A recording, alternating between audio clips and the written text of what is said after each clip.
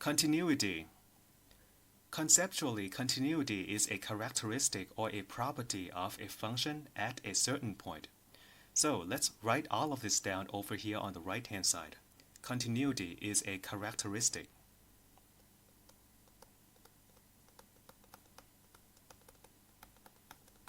Or you can call it a property of a function.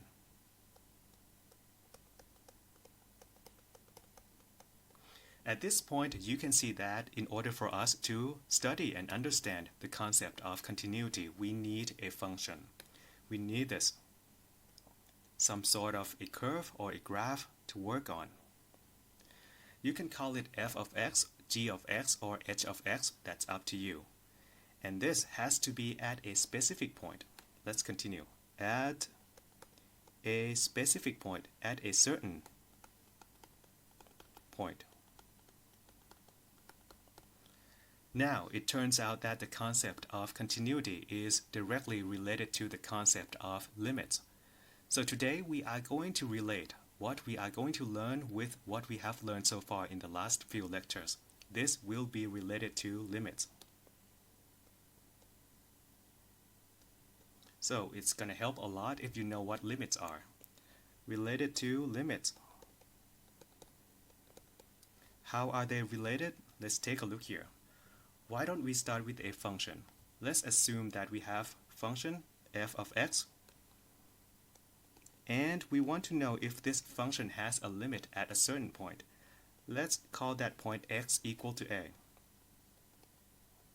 In order to check on this, we need to check the conditions for the existence of a limit, and we have talked about this before. I know this is old stuff, but I need to bring them back again so that I can relate it to continuity. So let's talk about the first condition for the existence of a limit. Number 1. This function must have a right-hand limit at x equal to a. Has right-hand limit at x equal to a. And not just the right-hand limit, it must have the left-hand limit too. Number 2, it must have left-hand limit. And not just that, they both have to be equal. Number 3, last condition for the limit. Right-hand limit must be equal to the left-hand limit. Same value, same location. And these are the conditions for a function to have a limit at a certain point. And now we are going to do the same for the conditions for the continuity at a certain point of a function. So let's move to the left-hand side. Let's start with a function again. So start with a function f of x, and now we want to study the continuity. We want to know if this function is continuous at a certain point, and that point is x equal to a. So this is quite similar to what we have over here. It's exactly the same. This is a limit at a certain point. On the left-hand side, this is continuous at a certain point. Now, let's take a look at the conditions for the continuity. What does it take for a function to be continuous at a certain point? Let's take a look at number 1. Number 1, this function must have a right-hand limit. Has right-hand limit at x equal to a. So when it comes to continuity, it's related to limit. And as you can see here, the first condition for continuity is the same as the first condition for limit. So I want to point this out to you. Number 1 right here, exactly the same as number 1 right here. Now let's take a look at the number 2 for the continuity. It must have left-hand limit at x equal to a. Has left-hand limit at x equal to a. Once again, they are the same. Condition for continuity, second one, and the condition for limit, second one, same thing. So let's make a note here that these are the same as the ones for the limits. Same as limits. and we are talking about condition 1 and condition 2. These two are the same, but the third one is going to be different. So let's take a look here. This function must have function value at x equal to a. Number 3 has function value at x equal to a, or in other words, has f of a at x equal to a. It must have this function value. So we are talking about the existence of the function value. So function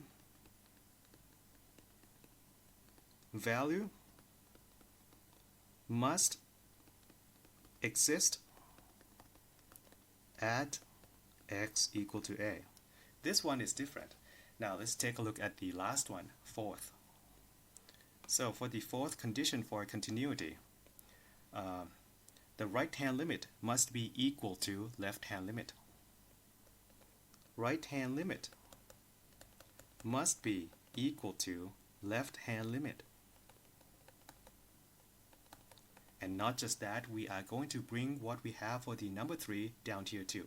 We are going to bring this function value to the fourth condition equal to the function value at x equal to a, or f at a.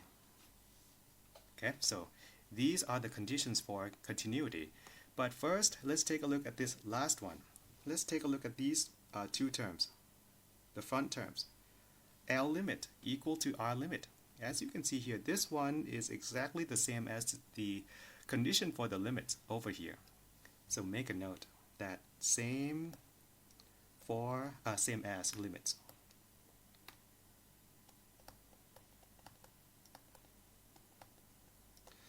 So whatever we have for the limits is over here too for the continuity. All right, number 1, number 2, number 3. Also here, 1, 2, and 3 over here. The only difference are right here, number 3. This one is different. Number 3 is different, and equal sign over here is different. But as you can see here, whatever conditions we have for the limits are present in the conditions for the continuity, which means that if your function is continuous, then it must have limits too, because they have all the conditions over here. So let's make a note on the right hand side that if a function is continuous at a certain point, it must have a general limit at that point as well, a guarantee. Okay, so over here, if fx is continuous at x equal to a, so this means that it has all the 4 conditions, then fx also has a general limit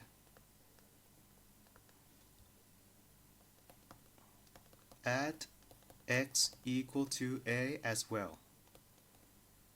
So what we see right here is a guarantee. If a function is continuous at a certain point, then it has a limit at that point. This is a guarantee.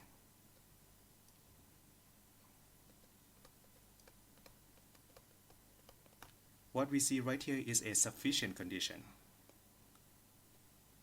Okay, this is a sufficient condition.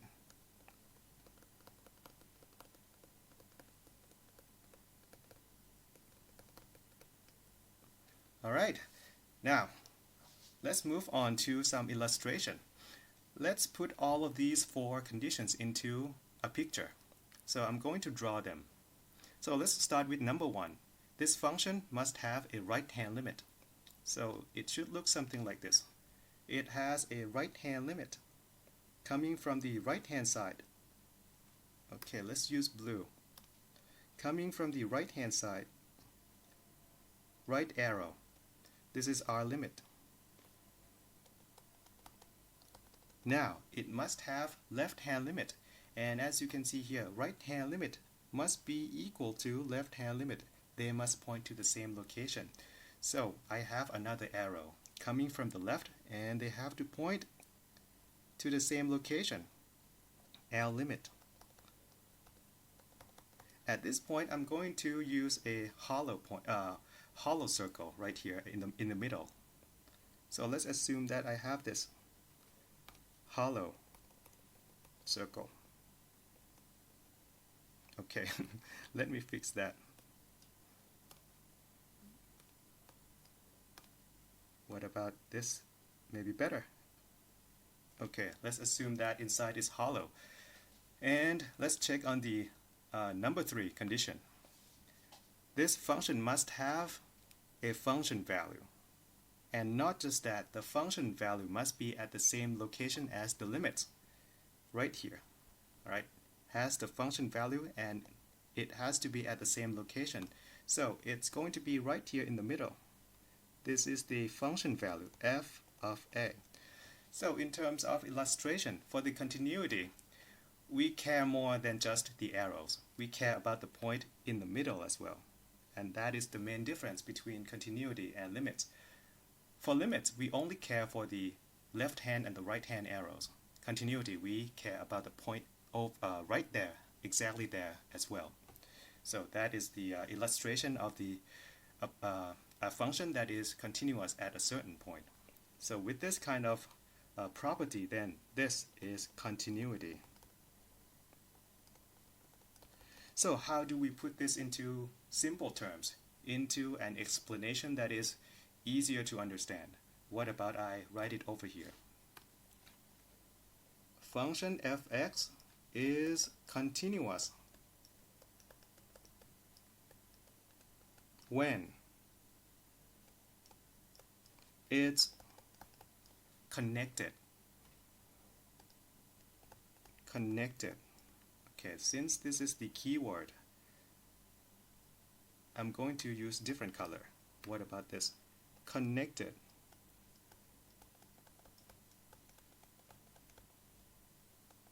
With no jump and no hole. With no, number 1, jump. What about hole first? Hole and jump. 2 exception. So first of all, they must be connected. As you can see here, right hand arrow. Over here, right hand arrow. Left hand arrow. And then we have the point in the middle between them, exactly there. Then everything is connected. And that's what I meant over here. Something being connected. That's what makes something continuous. That's what makes a function continuous. And what about the case that is not continuous? We are talking about hole and jump. What is that, hole and jump? Let's take a look here. Hole is when you don't have this point right in the middle. For example, if I take this out, then we are talking about hole here. So let's explain about this right here.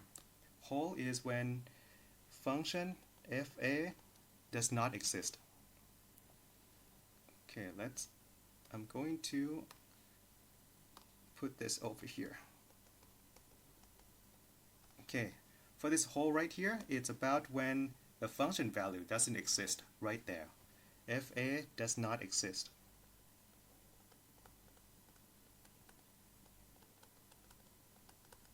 Okay, but here it's continuous, so I'm going to put the function value right in the middle. So this is f of a, so no hole, it's connected. Now what about jump? Jump is when the left hand limit and the right hand limit points to the different location, something like this. Right hand limit, left hand limit maybe points to here, but right hand limit points to there. And we may have a function value somewhere here. So we have this kind of jump. And this is the illustration of a jump I was talking about. So what we have right here is a jump. So let's explain this in terms of math. This is when the right hand limit and the left hand limit is not equal. L limit not equal to right hand limit. Okay, now this is all you need to understand about the concept of continuity. It's all about these four conditions, and as long as these four conditions are met, your function is continuous at that point. Now we are going to apply this concept in some examples in the next slide. Now let's use the idea of a connected line with no jumps and no holes as a tool to check for the property of continuity in these examples. And we have quite a lot of them here. So let's start with the ones with the graphs at the top. These ones. But before that, let's write down the main idea that we are going to use. Right here at the top, it's going to be about connected line. Line with no jumps and no holes. So we are going to look for jumps and holes in these examples, in these functions, both in the graphs and in the equation.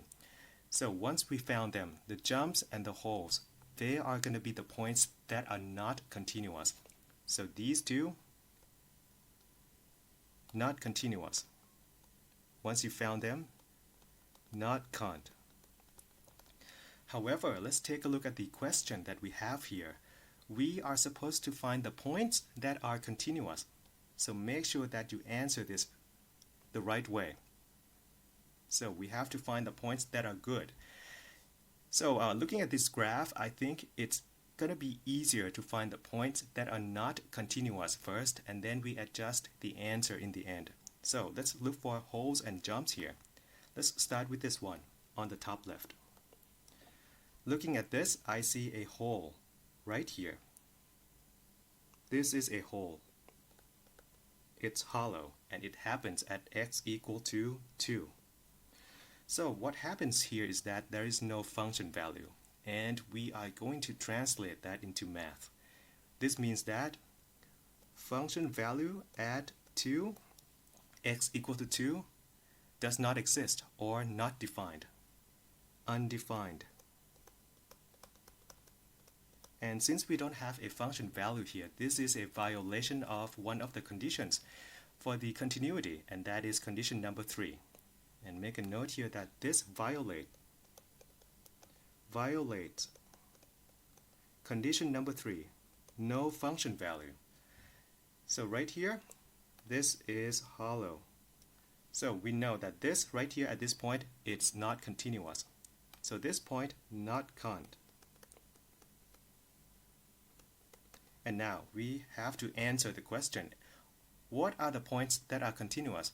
The answer is the rest of the points except this point. So let's answer right here. Answer. So fx is continuous. What about I make it short as cont? Fx continuous at every point except x equal to 2. And based on the information we have in this graph, it starts at x equal to minus 1. So we can't include anything more than that because we don't see the graph. So continuous on this interval. What about I write it over here, down here. On starting from x equal to minus 1, and I count for the x minus 1 too. I include that. And I'm going to stop right before x equal to 2. Because x equal to 2, that is not continuous. We have a hole here. So at 2, I'm going to stop right before that. And then I exclude 2 out of this interval. And then I add another interval, starting after 2. 2 until the end of this graph that we have, it ends at 3. So every point here is continuous. And that is the answer. However, you need to make an extra note right here that we have something special at the endpoints. So we are talking about this endpoints. This one right here and this one right here. Let's take a look on the one on the left-hand side. This one on the left-hand side has a function value, so no problem there. And then we have the function, the limit, right-hand limit, coming from the right-hand side, and it stops right here. However, there is no left-hand limit. So make a note, no L limit. So you have to make an extra note down here that at x equal to -1, it's a little bit different. X equal to -1, this function is continuous. Okay, what about cont right away? Function x continuous only. What about from the right hand side? Only from the right hand side. From, okay, this from right hand side only. Okay, so the idea is right here. It's just the right hand side that is continuous because we only have the right hand limit. Now we have another exception on the other endpoint, which is on the right hand side. On the right hand side, once again we have the function value, no problem. But then we only have the left hand limit coming from the left and stops right there. Okay, this is left hand limit. Oh, by the way, this is right hand limit. So the left endpoint has only the left hand limit. Oh, sorry, right endpoint has the left hand limit. So let's write down here. X equal to 3. The right endpoint. The function is continuous from the left hand side only. Okay, because it only has the left hand limit. Now let's move to the next example, the one in the middle. This one right here. Now once again we look for jumps and holes. And following this curve, I see one jump right here, right at the end. So yes, we have a hole right here. This is not defined, but the function value is right here at the top. So function value is there, but it's just not at the point that we want. So we have a jump. What we have right here is a jump of the function value. Jump of function value at 3. F at 3. Now, let's translate this jump into some math. So what we have right here is left hand limit coming from the left and stop right before this point. And then we have this function value up here around 1.5. And you can see that there are different values. The left hand limit is about 1 and the function value is about 1.5. So let's write that down. So for this one, the left hand limit is not equal to the function value at that point, which is f of 3. And this violates condition number 4. Condition number 4, right hand limit, left hand limit, and the function value, they must be the same. They must be equal. So this violates condition 4. Okay. Now this happens at x equal to 3. So that is the only jump we have. So that is the, well, this one is not continuous, not cont. So let's answer. What about the points that are continuous? The rest of the points.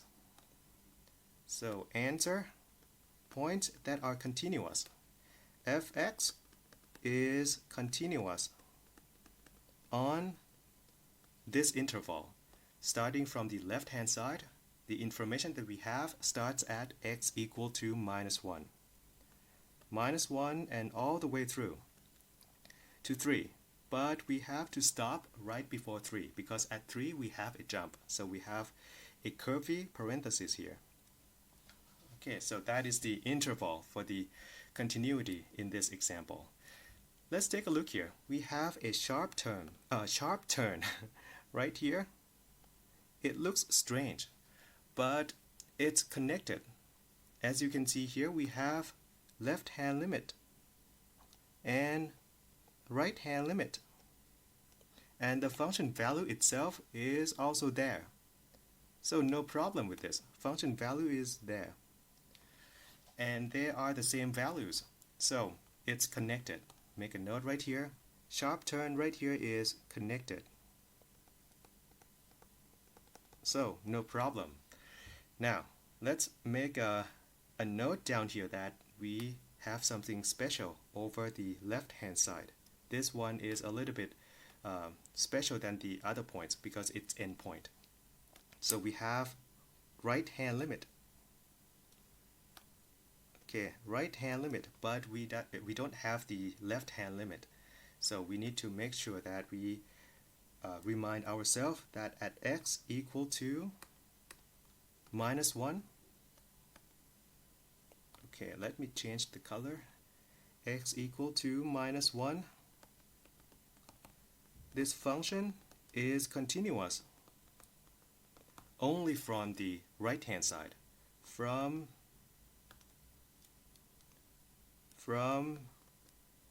right hand only. Okay, and we don't need to talk about this point over here on the right hand side because that is not continuous. Now let's take a look at the last graph that we have here. Now look for jumps and holes. Right away we see this. There is a hole right here, and then we have a jump. Actually, this is a jump, not a hole, because the function value is right here, is not gone. Function value is right here. So what you see right here is a jump. This one is a jump of the function value. And with this, you know right away, this is not continuous, not cont. And what do we have here? We have this left hand limit pointing to this location. Now right hand limit points to this location and the function value down here. So let's translate this into some equality, some equations.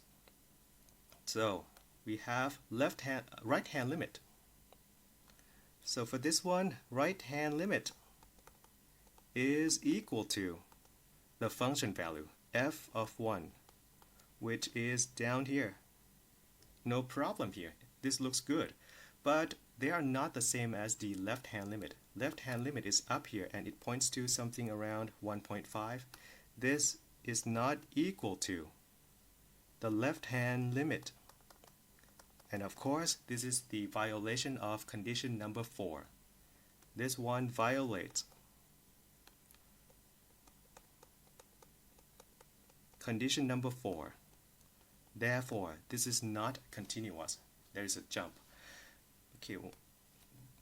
Okay, let me erase this. Now, let's answer this. The points that are continuous in this example. A.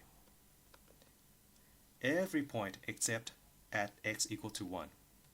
So, fx continuous on this interval, starting from -1 again, and we are going to stop right before 1, not including 1, and we start again after 1 and ends at the end of the curve. That is 3, and we include that.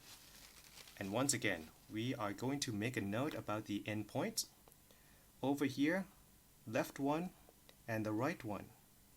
For the left one, it only has right hand limit. Right hand limit. And for the right one, it only has left hand limit. This one only has left hand limit. So down here, make sure we know that x equal to -1 at this point, fx continuous only from right hand side. Okay, and now for the right endpoint, x equal to 3, fx is continuous, function continuous only from the left hand side. Okay, now let's move to some more examples, but this time it's going to be in terms of equation. Alright, so no graphs to see, so we can't use our eyes like observation, so we have to make to find the information about jumps and holes out from the equations. Alright, so let's take a look here. We have these equations and we have to find the jumps and the holes. Now there is no graph, so we have to know where jumps happened and where holes happened. So let's make a note over here about the holes.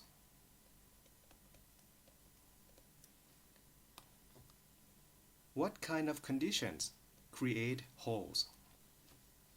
Think about it. Holes is when the function value is not present. Function value is gone, undefined. So let's translate this. Holes is when function value not defined.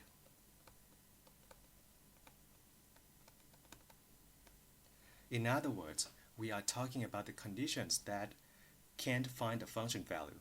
So we are talking about zero denominator. Usually it happens at zero denominator. So with this, you say that usually happens at zero denom. Because when at the point where the denominator is zero, then function has no value, right? So we are going to check on this zero denom for holes. Now for jumps. Number two jumps. When do these happen? Usually jumps happen with the multi-section function. Okay, jump. Let's highlight. Usually happens with multi-section functions because we have different expression for each section, and that's why we have jumps. Okay, number one, you can see this jumps from multi-section function. And also you can see jumps with zero denominator too. This is quite surprising. Zero denom can create jumps. Zero denom when the denominator, the right hand side and the left hand side has different signs. We talked about this. Sometimes with zero denominator, the value from the right hand side and the left hand side are different. Sometimes it's positive infinity and negative infinity, and that can create a jump. So make a note, zero denom, but when right hand and left hand limit not equal. Okay, so the key is right here, zero denom usually creates this condition for not continuous. Now let's take a look at the first example right here on the left hand side. And as you can see here, we have a fraction and we have just normal terms. Okay, so we are going to look for holes and jumps. In terms of jumps, do we have a multi-section function here on this example? No, this is just one section, one expression for the function. Now we need to check for the zero denominator. Do we have zero denominator for this example? And yes, we do. Right here, x minus 2, that is denominator. And let's make a note here. At x equal to 2, we have zero denominator, which means that at this point this function is not defined. You can't put x equal to 2 in there. So for this one, function, okay, what about f2? Not defined. Alright, if it's not defined, therefore it's definitely a hole. So what you see right here, a hole. So we have a violation here, no function value. But is it also a jump too? So let's check. If x approach 2 from the positive side, what do we have? It's going to be about value that is a little bit larger than 2, 2.00001 minus 2, and this is going to be about equal to plus 0.0001. That is the denominator. What about x approaches 2 from the left-hand side? We have something like 1.999 and 9 minus 2. The result of this would be negative minus 0.0 all the way through 1. Once again, these are denominators. We are supposed to divide from 1. So in the end, this up here would go to positive infinity. Positive infinity. But this one right here would go to negative infinity. So their values are different. So we have a jump too. So from these two, also a jump. Also a jump. So here we have both the hole and the jump at the same point. But one violation is enough. We don't need two. So once we know that there is a hole right here, we can declare that this point x equal to 2 is not continuous. Now we need to answer which points are continuous. So you can't use x equal to 2 as our answer. So we have to answer every value except x equal to 2. So answer right here, you need to make sure that you answer right. Continuous fx, continuous on every point except x equal to 2. So from minus infinity and stops right before 2, exclude 2 and start again after 2 and goes to positive infinity. And that is the answer for this one. Okay, now let's move to the example on the right hand side. The first thing I'm going to do with this is that we have this polynomial and it looks too complicated to see 0 denoms. So I'm going to do some factorization. Factorization. Let's see what happens. So here I can factor this into x minus 3 and x minus 1. Maybe I got lucky here. So this is going to be equal to y equal to, or the function value, x plus 1 divided by x minus 3 times x minus 1. No cancellation here. So here we have two 0 denominators. One right here that can go to 0 and another one right here that can go to 0. So we are talking about 2 points here that has a problem. X equal to 3 can create 0 denominator, and also x equal to 1, 2 points. So with this you can conclude over here that function value at 2, let's use black. Function value at 3, first point, not defined. Okay, and also function value at 1, not defined.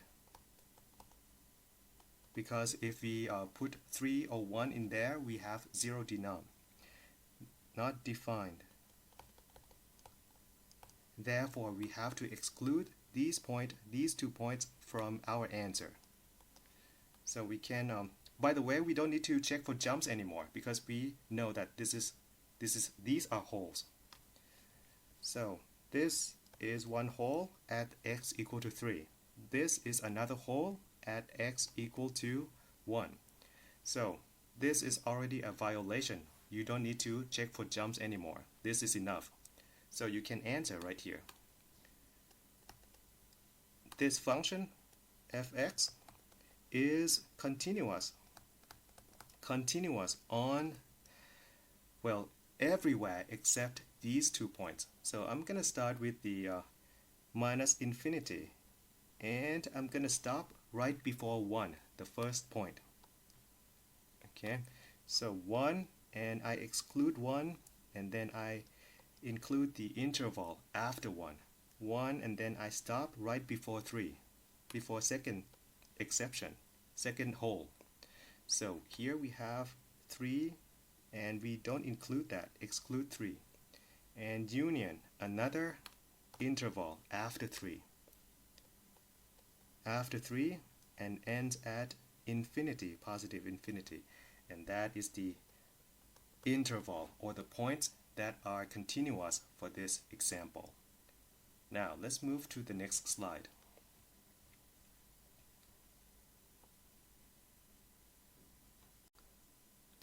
For this slide, there is not much to do here except to get to know what a horizontal asymptote is, so that in the future, if you run into this kind of behavior or phenomenon, you know what it is and you know what it's called.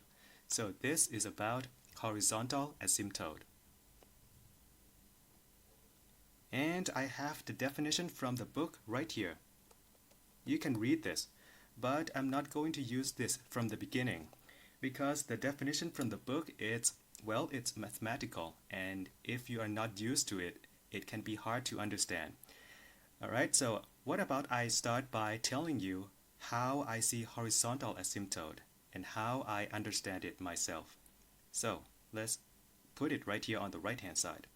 A horizontal asymptote is something that occurs when some conditions are met. So let's put it right here.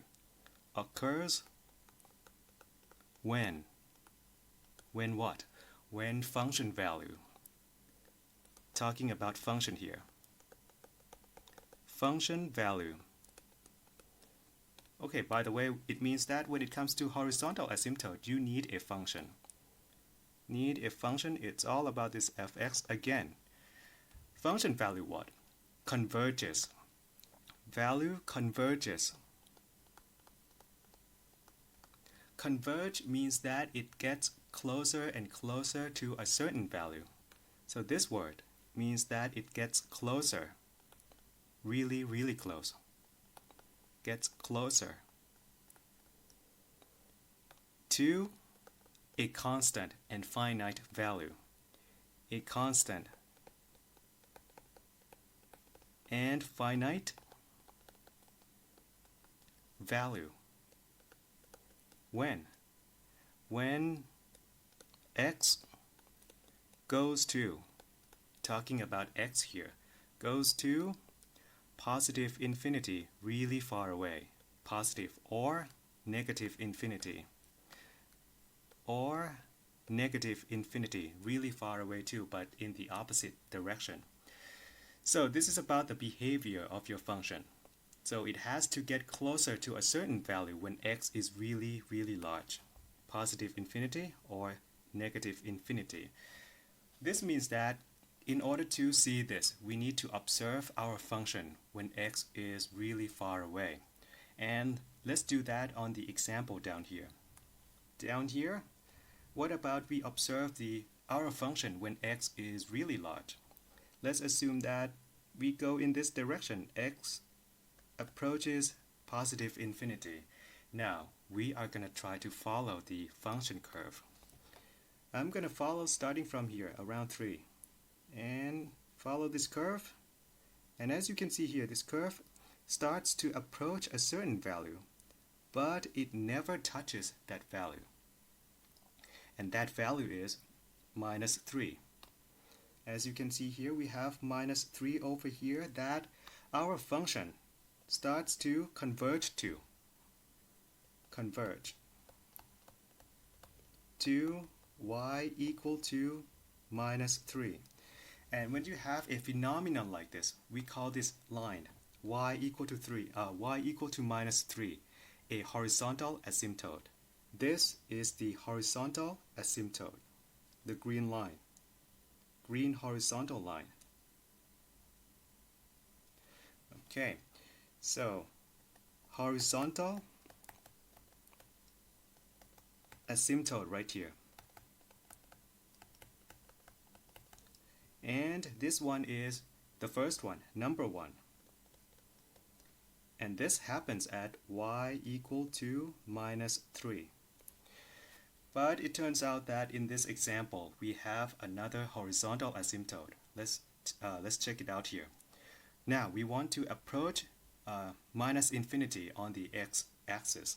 So let's assume that we want to move this way this time to minus infinity, when x goes to minus infinity, what happens to our function curve?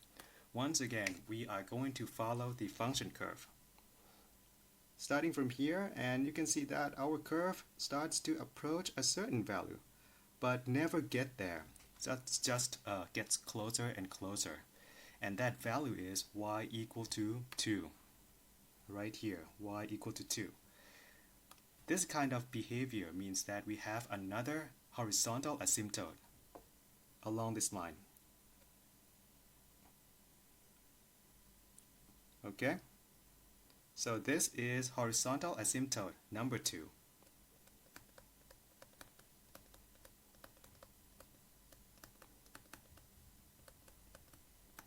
Number 2, and it occurs at y equal to 2. Y equal to 2. So that's it. That's horizontal asymptote. As you can see here from these illustrations. All it takes to find this is to observe what happens to our function when x is really large, both positive and negative. If your function gets closer to a certain value, then you have horizontal asymptote. That's all. Now, let's move back to the definition from the book. What does it say here? It's about the horizontal asymptote. Now, let's take a look at the first one. What does it say here? As x goes to positive infinity, your function value starts to approach a constant and finite value b. Same thing as what I wrote on the right-hand side. So this y equal to b, that is horizontal asymptote.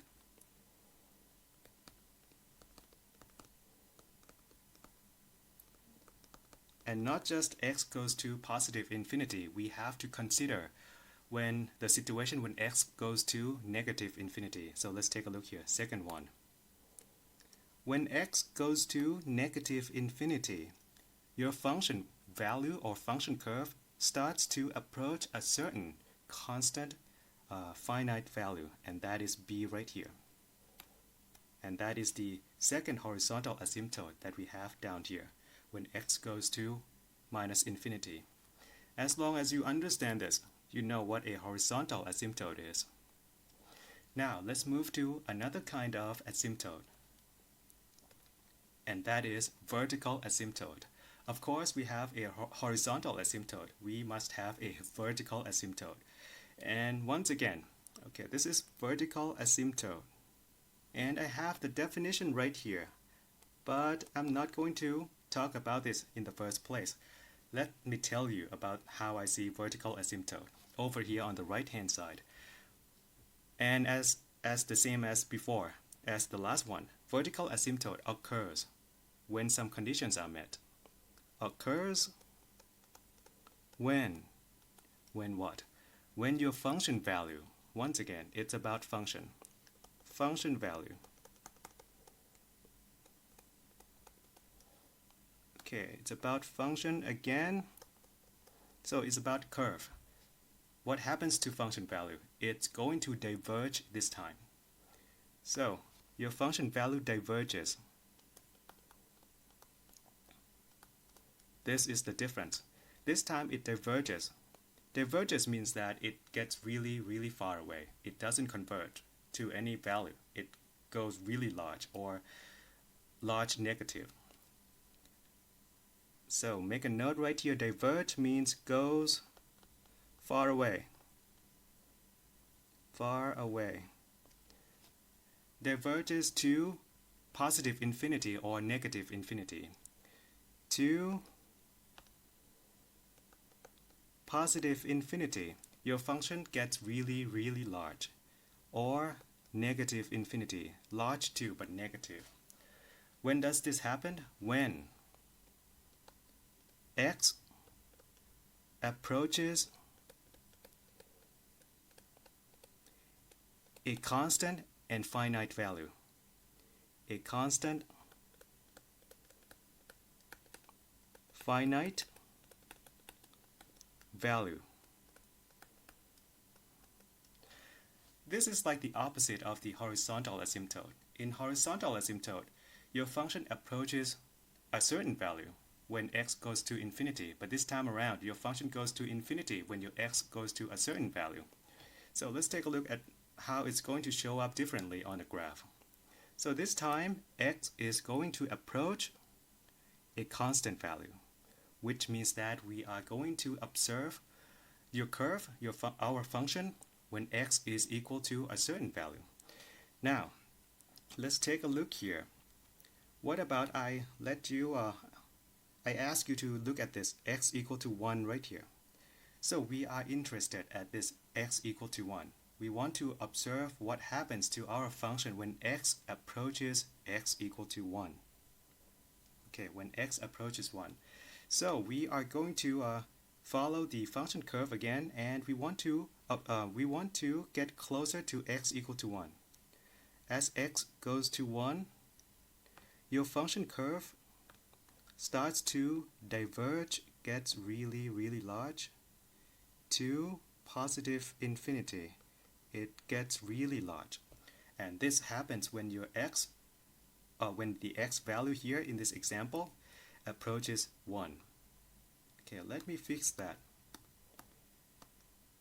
When x approaches 1, your function value diverges to positive infinity. And what about right here? Right here, when x approaches 1 from the left-hand side, this one coming from the right-hand side, and this is coming from the left-hand side, we can see that our function curve, starts to diverge to negative infinity. And this happens when x approaches this finite value of 1. And when you see something like this, your function goes to infinity or minus infinity at some value of x, then you have a vertical asymptote. And the vertical asymptote is this one right here. It has to be vertical, right? It's vertical asymptote. So this one. This is vertical asymptote. And this one is number 1.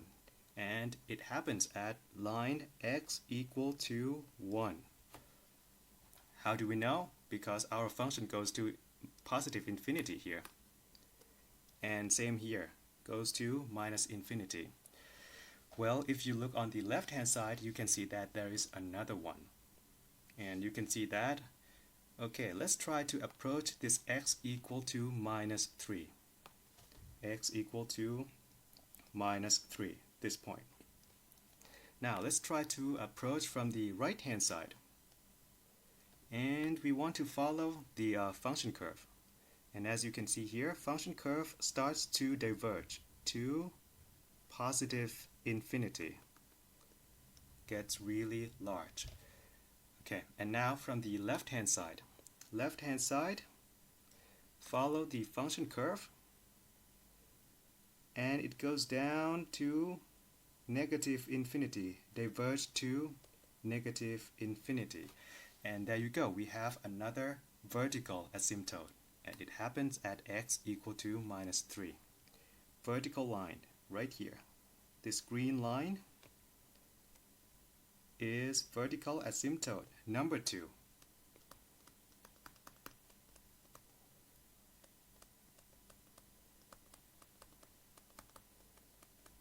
And this one happens at x equal to minus 3. Now, let's compare to the definition from the book. Okay, let's take a look here. As x approaches a certain value, constant and finite value, a, and this time is from the positive side, your function value is going to go to either positive infinity or negative infinity. So this one means that it's going to diverge. Your function value becomes really large, diverges. And not just from the right-hand side. If you come from left-hand side, from the negative infinity of x, your function value is going to go to some value really large, or basically diverges to positive infinity or negative infinity. So this direction has to be divergent to, diverges. And there you go, that is the concept of asymptote. Here we have vertical asymptote. It's quite similar to horizontal asymptote, except that it's like the other way around in terms of values. And now we are going to see third kind of asymptote in the next slide.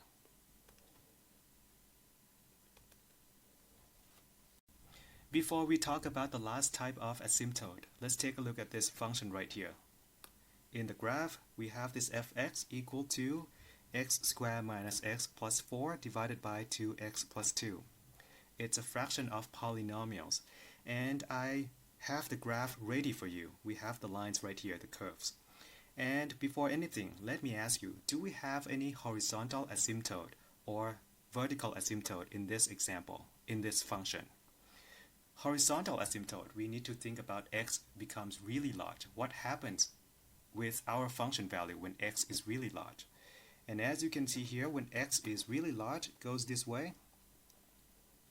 Okay, x goes this way, positive infinity. You can see that our curve just goes up. It doesn't approach any constant value, right? Doesn't approach any constant value. Doesn't converge to a constant value. Which means that in this direction, I don't think we have a horizontal asymptote here. What about in this direction? To negative infinity. Does our function curve approach any constant value? I don't think so. It just follows this line, this curve, this direction. And definitely this is not constant. Not constant. So, no horizontal asymptote in this direction either. What about, okay, let's write down right here, no horizontal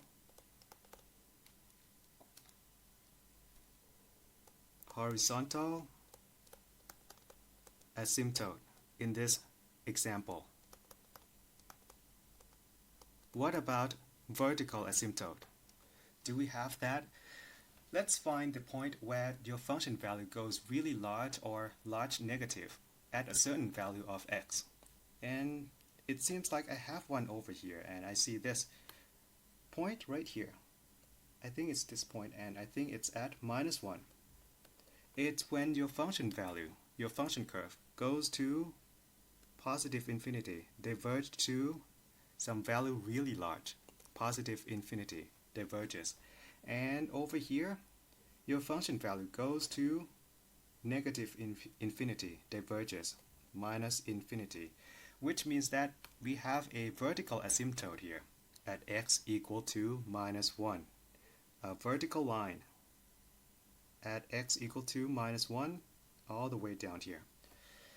Okay, so one horizontal or one vertical asymptote. Vertical asymptote at x equal to -1. It's this line.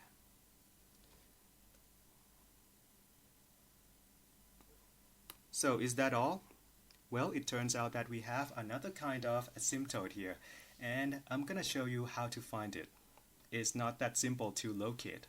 First of all, we are going to focus on this function, and we want to find the asymptotic behavior of this function. Asymptotic behavior. Okay, find asymptotic. Basically, we want to know what's going to happen to this function when x is really large. It doesn't have to be a constant value, but it must have a certain behavior there. Asymptotic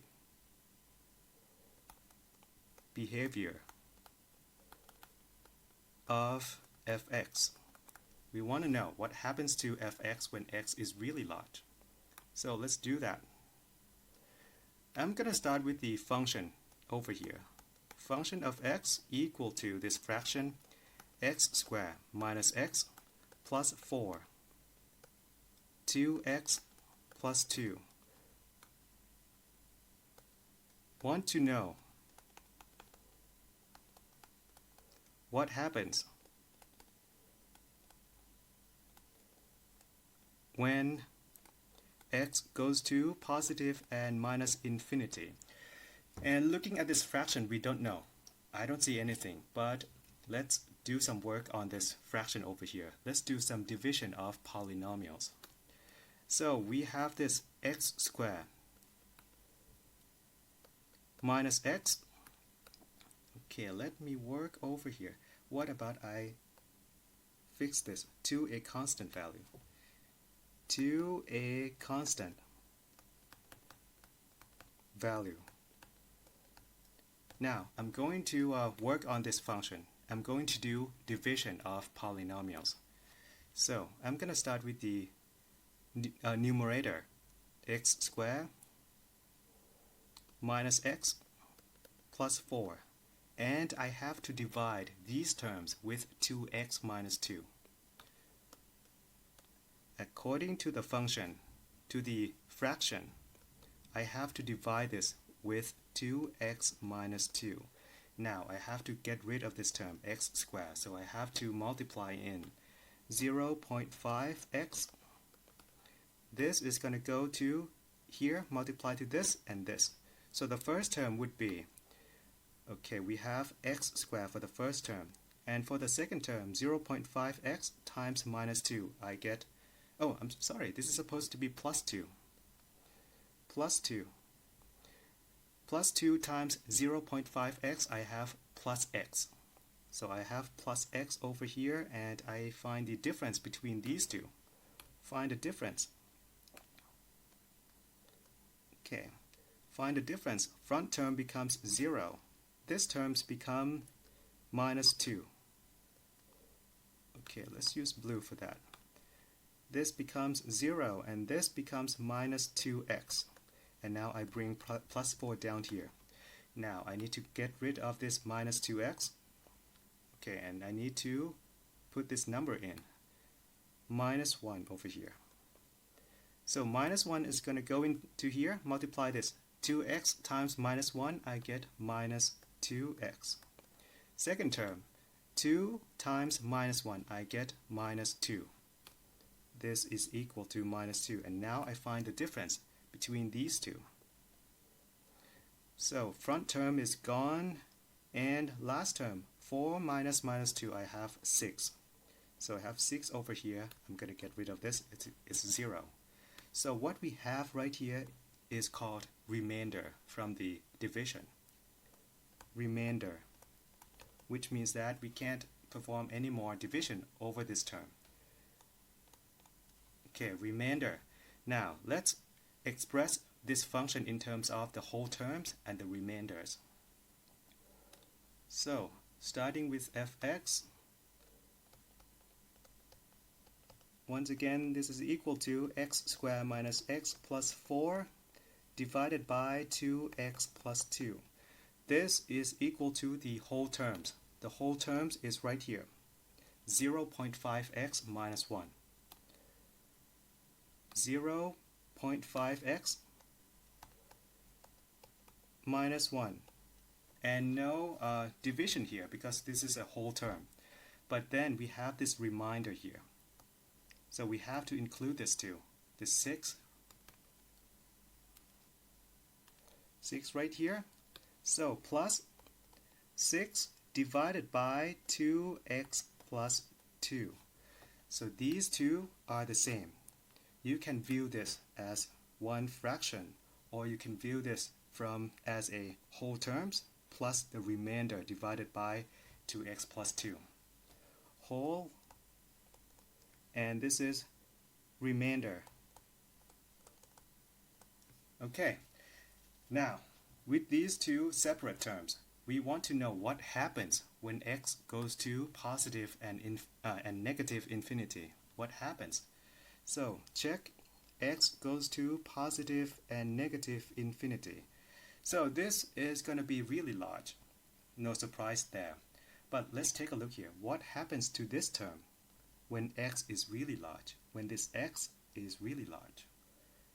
Okay, so we have a constant numerator, and then denominator gets really large. So, of course, this remainder is going to go to 0 when x approaches plus and minus infinity. It's going to be gone. So, basically gone from the function. And what we have left is this line, a linear line. This one is the asymptotic behavior. Asymptotic behavior of fx, because this one doesn't matter when x is really large. What matters is just this. So we keep this, and as you can see, this is a straight line with a slope of 0.5 and crosses the y-axis at -1. So it corresponds to this y-axis at -1, somewhere around here.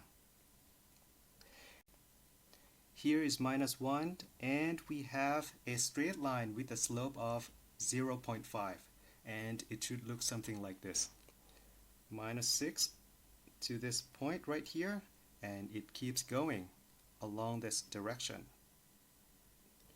So what you see right here is a line of y equal to 0.5x plus -1. And that is the asymptote, the last type that we need to learn today. This one is neither horizontal nor vertical, and we call it oblique asymptote. Oblique asymptote, and this is how you find it.